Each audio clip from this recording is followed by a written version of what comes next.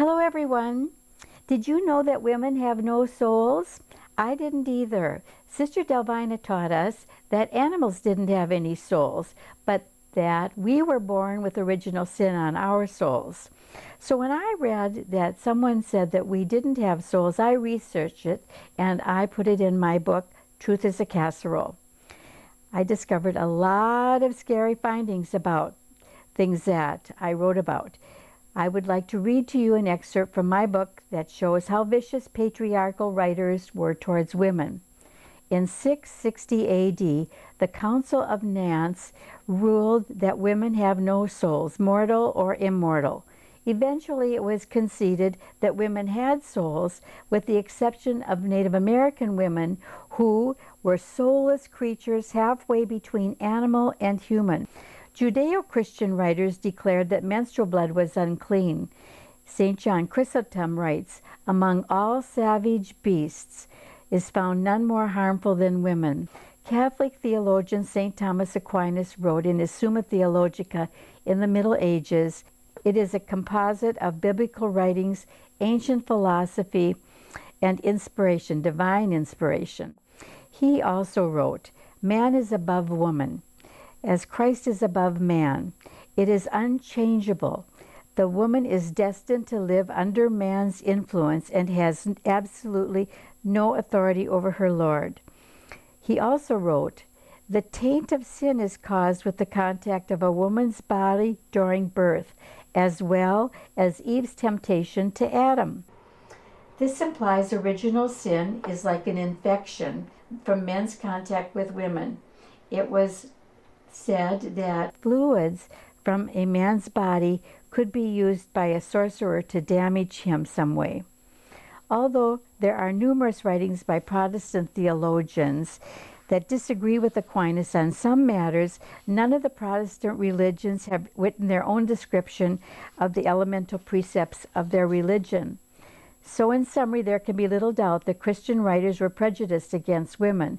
We were demonized as not even worthy to have a soul, and dehumanized as well. Our bodies are supposedly unclean. It's women who cause sin. Women were scapegoated and accused of being witches and sorcerers when anything untoward happened. Words matter. We know this is true. During the Inquisition and centuries thereafter, women were burned at the stake after being accused of being a witch. Religious fear-mongering about women led to their being burned at the stake. White supremacist nationalist fear-mongering led to the Holocaust. Bestializing darker-skinned human beings led to slavery and genocide. Thomas Aquinas, the major author of Catholic doctrine, pronounced that only men had souls. So the idea that women had no souls was still the consensus 600 years after the Council of Nantes. Aquinas went on to say, the seat of the soul was located inside of men's testicles. Sperm had souls, and sperm were pronounced sacred. I would have to say that just from these few examples, and believe me, there are a lot more, Christian writers then and now are extremely preoccupied about sex. Augustine and Aquinas' vows of chastity to protect themselves from the wiles of women must not have worked sufficiently, so in addition to their determination to provide themselves greater protection, they located their soul in their testicles. I don't think their decision is coincidental. The most probable source of knowledge that they relied on was the behavior of their own testicles. Soul pain, don't you know? Their anger for being unable to control their own body in the presence of women accounts for the extreme cruelty that they inflicted on women. St. Thomas Aquinas was a Dominican friar who lived from 1225 to 1274 AD.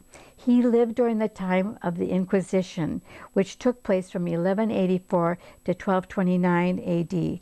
It was vital for St. Thomas Aquinas to justify his Dominican order's burning of thousands of women and dissenters at the stake during the Inquisition. Centuries of pedophilia, the impregnation of women by brothers, priests, bishops, and popes, and their illegitimate children, bear testimony to the ridiculous idea that the taking of a vow of chastity could maintain adherence to the doctrine of celibacy. One of my very favorite religious allegations about sperm surfaced around 1650, right after the invention of the microscope. Rumor has it that a scholastic monk who claimed he had seen the human sperm through the microscope described it as a fully developed male. The image associated with this claim is modestly covering his genitals. The rumor that it was a monk who claimed seeing the sperm has immense credibility to me. I can't imagine many males supplied with the normal amount of testosterone, the desire for sexual pleasure, and the instinct to procreate would depict the sperm as being cognizant of the virtue of modesty, as shown by a drawing of it covering its genitals. Only someone so preoccupied with problems associated with celibacy, like a monk, would describe sperm as covering its genitals. That's it for now at Trowood Manor.